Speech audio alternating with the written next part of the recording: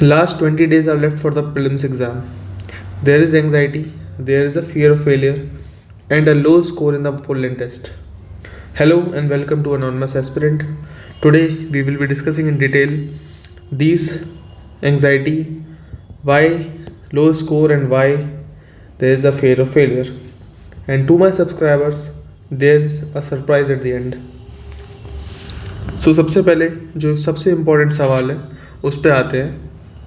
Why this 20 days, ये जो 20 दिन है ये इतना इम्पोर्टेंस क्यों रखते हैं? सो बेसिकली इन 20 दिनों में जो भी आप पढ़ोगे, what ever you will study you will remember. It is simple. Facts and concept का रिलेशन इस एग्ज़ाम में कुछ इस तरीके से है कि फैक्ट्स बहुत ज़्यादा रोल प्ले करते हैं कॉन्सेप्ट से. ठीक है, इसलिए वो बंदा या वो स्टूडेंट एस्पिरेंट जो पूरे 1 साल से मेहनत कर रहा है या जो 1 महीने से मेहनत कर रहा है, इस पॉइंट पे आके दोनों बराबर हैं. अगर किसी ने भी गिव अप करा तो वो इस रेस से बाहर. Hence there is a need for us to be in a calm state. thus our mindset towards the examination matters. Here are some tips from my mistake. First, stick to the plans. जो भी आप plan बनाओ, कुछ भी हो plan. For example आज मुझे geography करना है तो ज्योग्राफी को एग्जीक्यूट करो, उस प्लान को एग्जीक्यूट करो.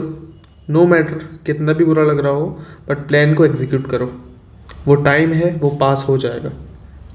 उसे बार बार चेंज मत करो. अपने प्लान्स को चेंज अच्छा रहता है, सोसाइटी में चेंज, हर जगह चेंज अच्छा रहता है, but a change without planning बहुत बुरा है. नाउ न्यू कंटेंट की बात करें, देयर आर क्वेश्चंस कि सर ये रह गया या वो रह गया. सो न्यू कंटेंट इस समय नहीं पढ़ना है. ठीक है, कोई अगर अगस्त की for example spring board academy के अगस्त की मैगजीन नहीं आई अभी तक, तो ठीक है, जब वो आएगी तब आएगी. तब तक जनवरी से जून तक का, जुलाई तक का निपटा लो ना. अगस्त से सारे क्वेश्चन तो नहीं बनेंगे. अगस्त से अगर ले दे के बने क्वेश्चन तो 4 से 5 बनेंगे. और अगर तुमने अगस्त को लास्ट में भी पढ़ लिया 1-2 बार तो 4 से 5 में से 2 या 3 क्वेश्चन निकाल ही लोगे. तो उस 2 या 3 क्वेश्चन के चक्कर में जनवरी से जुलाई वाला जो 20 क्वेश्चन बनेंगे वो ख़राब नहीं करने हैं. सो न्यू सोर्सेस किसी भी सूरत में नहीं पढ़ने हैं. मूमल की मैगज़ीन आती है, कभी इसकी मैगज़ीन आती है, जो कमेंट्स में पूछते हैं वो नहीं पढ़ना है. उसे अवॉइड करो.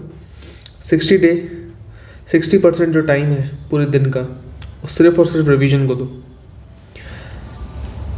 नाउ बहुत इम्पोर्टेंट जो सवाल था, सर जो भी है कि लो स्कोर आ रहा है फुल लेंथ टेस्ट में या फिर सिलेबस कवर्ड नहीं है, इसको देखते हैं. पहले तो टेस्ट सीरीज़ जो बनती है ना उसका माइंडसेट डिस्कस कर लेते हैं. किस माइंडसेट के साथ टेस्ट सीरीज़ बनती है, क्या अप्रोच रहता होगा. जस्ट एज्यूम कि एक बर्ड आई व्यू लेते हैं. एक कोचिंग टीचर है वर्सेस आरपीएससी का चेयरमैन है. कोचिंग टीचर को 15 टेस्ट लिखने होते हैं, बनाने होते हैं, एवरेज 1 साल में. ओके, हर एक टेस्ट में 150 क्वेश्चन है, तो उसे एवरेज 2250 क्वेश्चन निकालने ही निकालने हैं. बट आरपीएससी के साथ ऐसा कुछ नहीं है. उसे बस एक पेपर सेट करना है, 2 साल में 150 क्वेश्चन, दैट्स इट. एवरेज 2 साल में एग्ज़ाम होता है तो 2 साल में 150 क्वेश्चन सेट करने हैं. हालांकि वो ये काम भी सही से नहीं कर पाते, क्वेश्चंस को बाद में बार बार गलत करना पड़ता है, कभी सुप्रीम कोई कोर्ट चले जाता है, उस मुद्दे पे नहीं जाते. बट इम्पोर्टेंट बात क्या है? इम्पोर्टेंट बात ये है कि अगर कोई कोचिंग वाला 2250 क्वेश्चन सेट कर रहा है 1 साल में, वो भी सो उसका जो क्वेश्चन का क्वालिटी है ना उसके साथ कॉम्प्रोमाइज़ होगा ही होगा.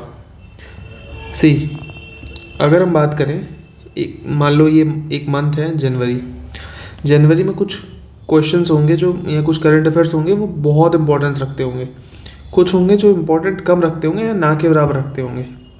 ठीक है, सो जो आरपीएससी है वो तो इम्पोर्टेंट ही उठाएगा ज़्यादातर. ठीक ठीक है, एटलीस्ट इस लाइन से तो ऊपर का उठाएगा। बट कोचिंग वालों को ये वाले भी उठाने हैं, हर एक उठाने हैं। नाउ ये जो है ना, ये कौन सा कम इम्पोर्टेंट है, कौन सा ज़्यादा इम्पोर्टेंट है, this you will get to know through PYQs। Okay, so क्या इसका मतलब ये हो गया कि टेस्ट यूजलेस है? नहीं, टेस्ट यूजलेस नहीं है, बिल्कुल यूजलेस नहीं है। वाई? टेस्ट का पर्पस जो मेन होता है वो टाइम मैनेजमेंट करवाना होता है कि आप एग्जामिनेशन कंडीशंस के साथ उस सेट टाइम में क्या पेपर को कंप्लीट कर पा रहे हो या नहीं कर पा रहे हो। जो इजी क्वेश्चंस हैं क्या आप उनको तो नहीं छोड़ रहे, प्लस टॉपिक कवरेज आपका कितना हुआ है। नाउ 20 डेज आर लेफ्ट और टॉपिक कवरेज छोड़ो, अगर सिलेबस बचा हुआ भी है, so as per my recommendation test मत लगाओ, go for these things. Okay, for time management 3 घंटे का पेपर होता है। 3 घंटे इतना है ना कि पेपर करके नींद निकाल भी लोगे आराम से। ओके, पेपर के दिन में कैसे अटेम्प्ट करना है, हर एक चीज़ कैसे अटेम्प्ट करनी है वो हम बाद में बात करेंगे 20 तारीख के आसपास, ठीक है। लास्ट वीक में कैसे क्या माइंडसेट के साथ काम करना है वो भी बात करेंगे आराम से। नाउ लास्ट 20 डेज़ की अगर हम बात करें, इसमें stop evaluating yourself and stop comparison with others कि यार इसने तो इतना पढ़ लिया या इसका तो इतना हो गया, मेरा बिल्कुल नहीं हुआ है। ये काम नहीं करना है, ठीक है। बस अपना काम करो, जो जितना तुमने पढ़ा है, जितना तुमने सोचा है कि यार ज्योग्राफी है, ज्योग्राफी तुमने इतना पढ़ लिया कि यार हाँ 10 क्वेश्चन तो मार दूंगा, बस दैट्स इट, बस इतना रखो। और ये 10 क्वेश्चन मार दूंगा ना, ये कोचिंग वालों के अनुसार नहीं मारना है, RPSC के जो PYQs हैं उसके अनुसार मारना है, ठीक है। Now at this point scroll to the comment section and put a comment that I will give my best, I will clear this, trust me this works। आपको बहुत बेनिफिट होगा, अंदर से कॉन्फिडेंस बढ़ता है।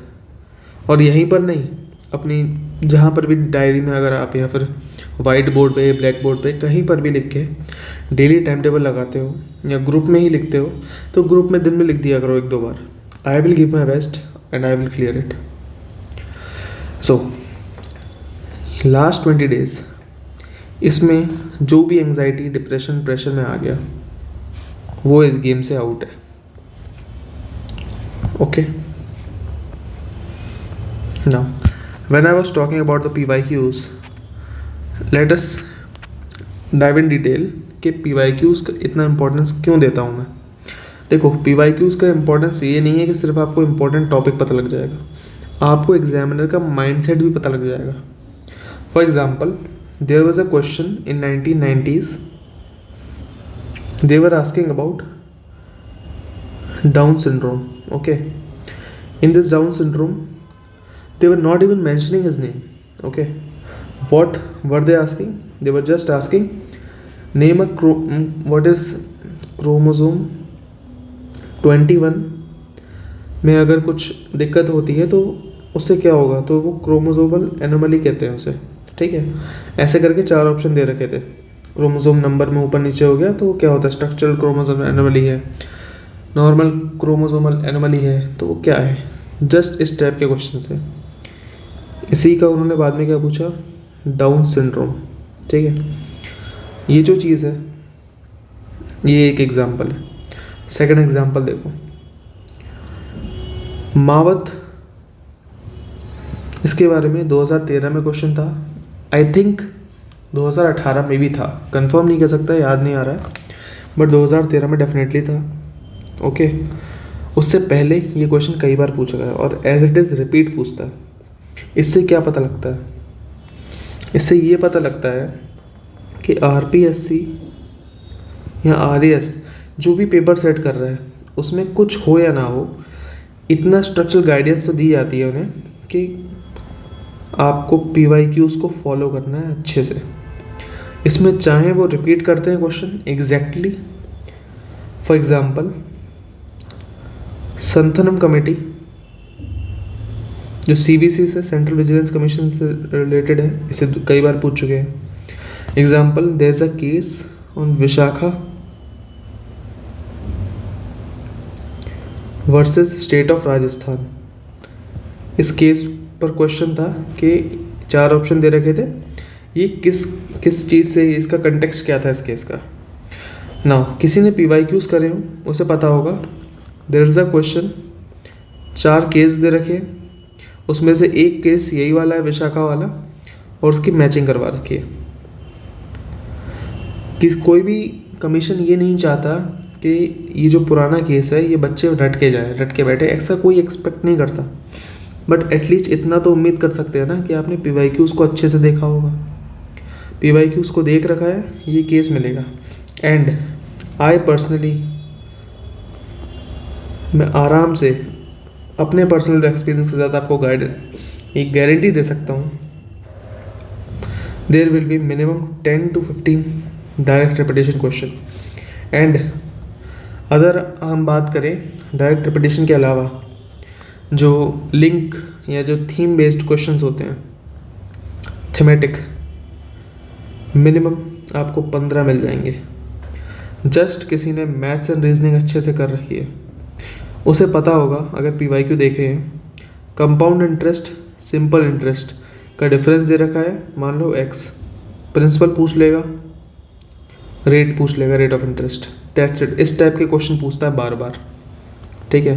कंपाउंड इंटरेस्ट पे सोचो, वो कंपाउंड इंटरेस्ट पे डिफिकल्ट से डिफिकल्ट क्वेश्चन बना सकता है, बट वो पूछ क्या रहा है, compound interest minus simple interest दे रखा है, उस पर फॉर्मूला लगाओ, P निकालो, R निकालो.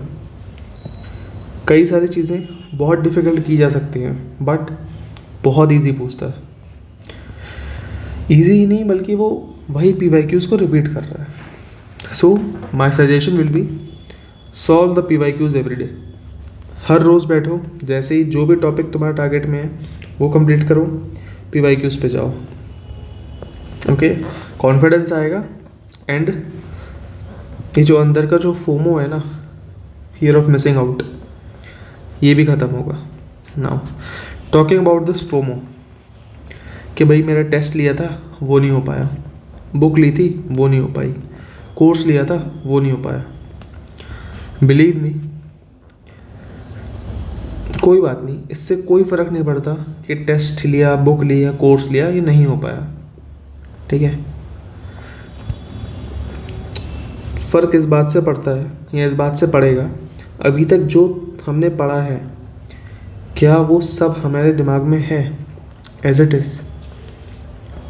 फॉर एग्ज़ाम्पल, मैंने बुक्स पढ़ाई थी. Okay, just tell me, Draupadi Murmu ये प्रेसिडेंट ऑफ इंडिया है, इन पर एक किताब लिखी है, किसने लिखी है, जस्ट इतना बताओ कमेंट सेक्शन में. याद नहीं आ रहा, जस्ट रिमेंबर, इसी टाइप का क्वेश्चन आएगा प्रीलिम्स में. And there is a high possibility यही क्वेश्चन आ जाए, क्योंकि बुक्स ज़्यादा नहीं है, मेरे ख्याल से 20 से भी कम बुक्स होंगी, वही रटनी है. अगर उससे कम क्वेश्चन आ जाए, उससे भी कम बुक्स हैं, तो देयर इज़ अ चांस ये बुक आ जाए. ठीक है. सो सिंपल अपने आप से इतना पूछो, डू यू नो एवरीथिंग, क्या मुझे सब कुछ पता है. वाई, क्योंकि फैक्चुअल एग्ज़ाम है, फैक्चुअल एग्ज़ाम में फैक्ट्स का रोल बहुत होता है. एंड आपको बहुत अच्छे से फैक्ट्स पे कमांड होनी चाहिए. सेकेंड इम्पॉर्टेंट थिंग, जो भी एग्ज़ाम डे है, it is just another day. ठीक है. ऐसा नहीं है कि उस दिन कोई एलियन आने वाला है, ठीक है, या कुछ ऐसा नया होने वाला है. Just it is an another day. Okay, ज़्यादा सोचना नहीं है, ज़्यादा ओवर थिंक नहीं करना है उसके बारे में. ठीक है. ओवर थिंक से याद आया, मैं अपनी स्टोरी बताता हूँ आपको. 2022 का प्रीलिम्स देना था UPSC का. ओके, सब कुछ सही था. मृणाल सर की इकॉनमी कंप्लीट थी, सुदर्शन सर की ज्योग्राफी कंप्लीट थी. ठीक है. प्रतीक नायक सर से हिस्ट्री कवर कर रखी थी, अच्छे से कवर कर रखी थी. ठीक है. ऐसे ही सारे सब्जेक्ट मेरे अच्छे से कवर थे. आई वॉज कॉन्फिडेंट लक्ष्मीकांत भी अच्छे से कवर थी, कवर टू कवर सब याद था। But I don't know how, कैसे मेरे अंदर गया 13 मई, होली 18 की थी, आई नो 13 मई को मैं एंग्जाइटी प्रेशर में आ गया। And you won't believe me, 3 दिन तक मैं सो नहीं पाया हूँ। इससे हुआ क्या, 27 और 28 मई तक मेरा जो पूरा माइंडसेट था डिस्टर्ब था। So where is 13 March and there is 27 May, 2.5 month का गैप है। 2.5 मंथ ना तो मैं लक्ष्मीकांत एक बार भी पढ़ पाया, ना मैं मॉडर्न हिस्ट्री एक बार भी पढ़ पाया, ना मैं किसी भी कल्चर वल्चर कुछ नहीं पढ़ पाया हिस्ट्री में। इकॉनमी रिवाइज़ नहीं कर पाया, कुछ भी रिवाइज़ नहीं कर पाया।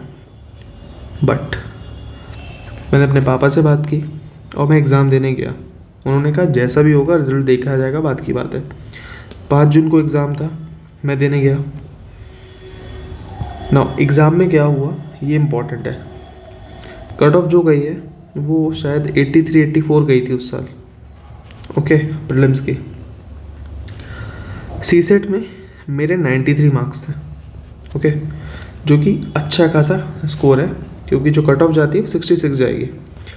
यहाँ पर इम्पोर्टेंट बात है कि मैं इतने सालों से इतने महीने से नहीं पढ़ पाया, फिर भी I was able to score around 68 marks, okay.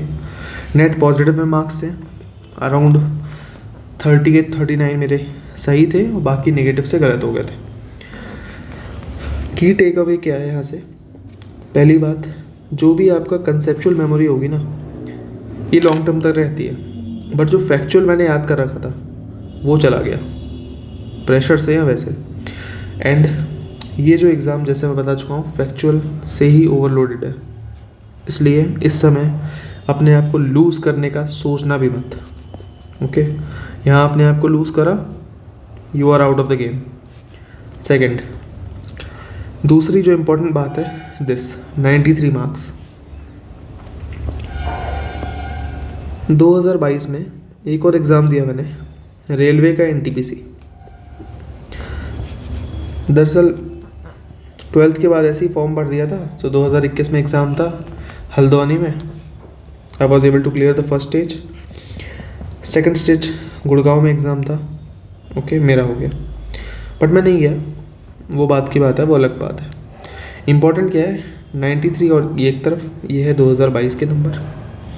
In 2023 I was over confident for C set, no doubt C set was tough, बहुत टफ था, ठीक है, बट मेरी गलती थी। Compound interest, simple interest, LCM, HCF मैं रिवाइज ही नहीं करके गया, ठीक है। मैंने कोच विजन का टेस्ट दिया था, पहले टेस्ट ईजी था उसका, तो मेरे 127 नंबर आए थे सर 200 में से। अच्छा स्कोर है, बहुत अच्छा स्कोर है, बट कोचिंग वालों का स्कोर है ना। सेकंड टेस्ट दिया, सोचो 48 मार्क्स, ओके। थर्ड टेस्ट दिया, अगेन 113 के आसपास नंबर थे, थोड़ा ऊपर नीचे होगा। सी सेट में दृष्टि का नंबर लगाया 67 और विजन के हिसाब से 62-63 मेरे मार्क्स बैठ रहे हैं। सी सेट ले डूबा मेरा इस बार का prelims. Point is lack of confidence भी मारेगा, ओवर कॉन्फिडेंस भी मारेगा, okay. So solution to anxiety, जो भी आपके पेरेंट्स हैं, पार्टनर्स हैं, चाहे वो लाइफ पार्टनर हो, चाहे गर्लफ्रेंड बॉयफ्रेंड हो, उनसे थोड़ा बात करो। एंड प्लीज़ जो रोमांटिक टॉक्स को अवॉइड करके काम की बात पे बात करना। फ्रेंड्स, उनसे बात कर सकते हो, मॉर्निंग वॉक ले सकते हो आराम से, म्यूज़िक सुन सकते हो, वो बहुत हीलिंग थेरेपी की तरह काम करता है। मैं सो नहीं पाता था, अगर आप भी सो नहीं पाते हो और मॉर्निंग स्लीप नहीं ले रहे हो, तो मैंने एक काम किया था, मैं एक्सरसाइज करने लगा इवनिंग में। 1 महीने में मैं ठीक हो गया, बट आपको 1 महीने का टाइम नहीं है।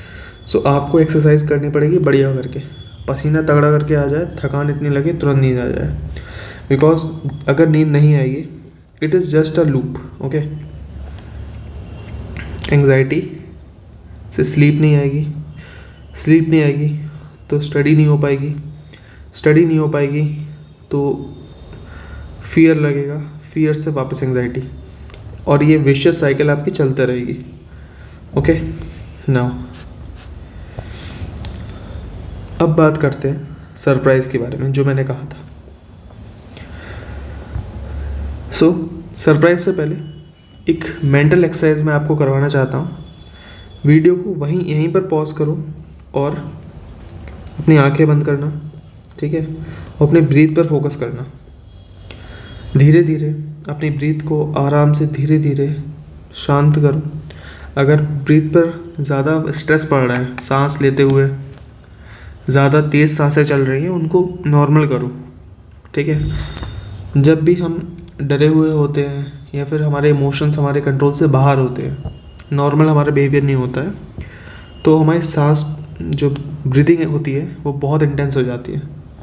उस समय अगर ब्रीदिंग पर फोकस कर ले इंसान तो कहीं ना कहीं काफ़ी आराम मिलता है। So if you are in anxiety, इसे फोकस कर सकते हो। पालती मार के बैठो, बहुत अच्छा है, नहीं बैठते हो तो इतना कर लेना। ओके, आंखें खोल लो and write I will clear prelims no matter what in the comment section. So here we are, surprise ये रहा आपका। I have compiled all the PYQs related to world map. For example Japan का industrial locations जो news में, जो PYQs में थी, जितनी रिवर्स PYQs में थे, mountain peaks, iron steel plant और टेक्निकल कोऑपरेशन, ये सब, सुएज कैनाल, जो भी सब कुछ है एक बार डिस्कस कर लेते हैं फटाफट। सो जापान इंडस्ट्रियल लोकेशंस जो न्यूज़ में थी, जो PYQs में थी, Tokyo, Yokohama, Nagoya, Osaka, Kobe, Kyoto, Kitakyushu, Nagasaki. इनको बस एक बार गूगल कर लेना और इतना देख लेना इनकी लोकेशन कहाँ है। जापान में तो है, बट जापान एक बार उन्होंने मैप डाल दिया और पूछा 1 2 3 4, तो एक बार लोकेशन देख लेना। सेकंड काम, कौन सी इंडस्ट्री से रिलेटेड है, कौन से सेक्टर से रिलेटेड है, ये वो देख लेना। Speaking about the rivers, Swan river, Nile, Amazon, Congo, Mississippi, Missouri river, okay, Seine, Danube और ब्लैक सी से रिलेटेड सारी रिवर्स आपको याद रखनी चाहिए। इसकी एक आपको ट्रिक याद कराता हूँ। डॉन, डनीपर, डेनिस्टर, डेन्यूब, इस टाइप से ये 4-5 नदियाँ हैं जो ब्लैक सी में जाती हैं। ओके, सो ब्लैक सी में जाने वाली जितनी नदियाँ हैं ना, वो डी से स्टार्ट होती हैं। डॉन, डनीपर, डेनिस्टर, डेन्यूब, इस टाइप से। माउंटेन पीक्स की बात करें, so Kilimanjaro, mount Cook, mount McKinley, Aconcagua, Kosciuszko, mount McKinley again, Elbrus, Kilimanjaro.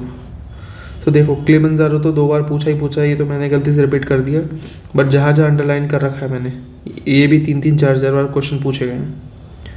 Okay, iron steel plant और टेक्निकल कोऑपरेशन कहाँ से लिया गया, तो इसको मैच कर लेना, मैच करा हुआ ये याद कर लेना। भिलाई में रशिया ने मदद करी, राउरकेला में जर्मनी ने, दुर्गापुरा में यूके एंड पैरादूपैकस में साउथ कोरिया। सुएज कैनाल पे एक क्वेश्चन था जिसमें डिटेल में पूछा था, वो ये रहा। कंस्ट्रक्शन इसका स्टार्ट हुआ 25 अप्रैल 1859 को। एंग्लो फ्रेंच कंपनी है, उन्होंने इसको बनाया। ओपन जो हुआ 1869 में। 1859 से 1869 तक इसका कंस्ट्रक्शन चलता रहा। ओके, इससे लंदन और इंडिया की डिस्टेंस 6100 माइल्स कम हो गई। पनामा कैनाल, डेन्यूब रिवर और रहीन रिवर, ये भी न्यूज़ उसमें PYQ में था, बस उसमें पूछा ये था किसमें लॉकिंग सिस्टम नहीं है। याद रखना, लॉकिंग सिस्टम सुएज कैनाल में नहीं है, पनामा में है, डेन्यूब में 18 लॉकिंग सिस्टम है, राइन रिवर में 10 लॉकिंग सिस्टम है। कील कैनाल की बात करते हैं, ये भी उसमें करंट अफेयर्स में था, सू कैनाल भी करंट अफेयर्स में था। इनकी लोकेशंस कुछ मत करना, जस्ट बैठो,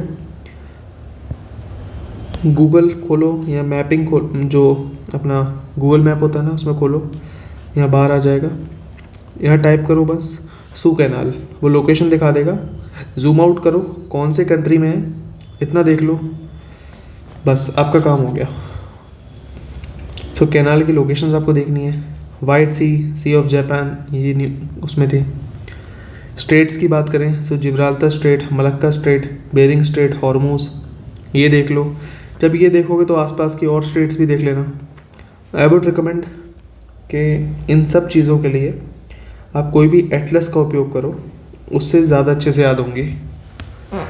फिर फ्रांस का लॉरेन रीजन किस लिए इंपॉर्टेंट है? उस आयरन स्टील के लिए।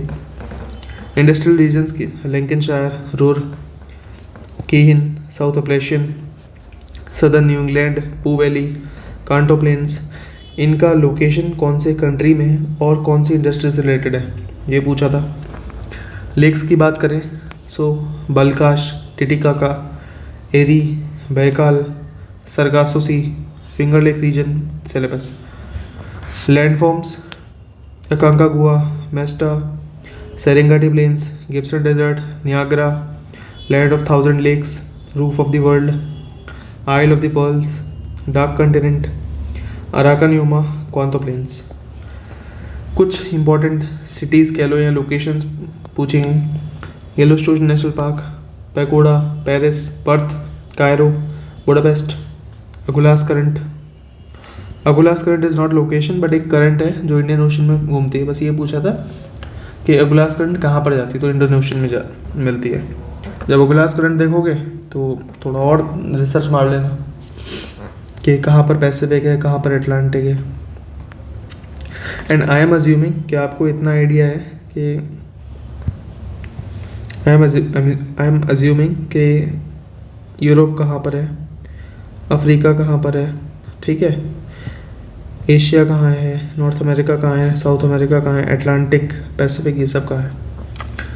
देन म्यांमार में कौन सा एग्रीकल्चर प्रैक्टिस होता है, ये पूछा।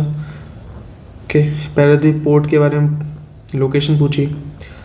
मोचा कॉफ़ी कहाँ पर ग्रोन की जाती है। बाकू किस लिए फेमस है, तो ऑयल के लिए फेमस है, मैंने आंसर लिख ही दिया है यहाँ पर।